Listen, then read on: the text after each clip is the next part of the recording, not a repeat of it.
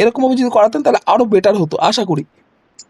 Sir, সে ওই গল্পটা আমি বলতে পারতাম, কিন্তু সেই ব্রহ্মদৈত্যে যে গল্পটা, সেই নরেন্দ্রনাথকে নিয়ে, কিন্তু ওই গল্পটা আমার মনে নেই, যার আরে জন্য আমারও তো, আমি তো কোথায় গল্পটা বললাম, আমার তো মনে আছে শুধু এই লাইনটুকুই যে ওনার ধ্যানের স্তর এমন লেভেলের ছিল, গায়ের প্রতি সাপ চলে গেছিল, তাও উনি ধ্যানেই করেছেন, মানে ওনার সেন্সেশন নেই আসেনি যে ওনার গায়ের উপর দিয়ে একটা সাপ চলে গেছে, তাই না? এটা তো নরেন্দ্রনাথের গল্প, আপনি যে গল্পগুলো বললেন, এই যে নরেন্দ্রনাথ দিয়ে আপনি একটু আগে গল্পটা বললেন, তা তার মধ্যে তো ইনক্লুড না। হ্যাঁ স্যার। আমিও তো নরেন্দ্রনাথের সমকক্ষ না, বা মানে নরেন্দ্রনাথের বন্ধুও না, আমিও তো সেই বই পড়েছি। হ্যাঁ স্যার। হ্যাঁ ঠিক স্যার। আছে। আচ্ছা, কন্যাশ্রী রাজা রামমোহনটা একটু বলেন শুনি।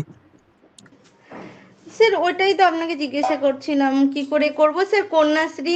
আচ্ছা, আমাদের এখন একটি নতুন প্রকল্প শুরু হয়েছে, যেটার নাম কি কন্যাশ্রী, স্যার এইভাবে শুরু করব?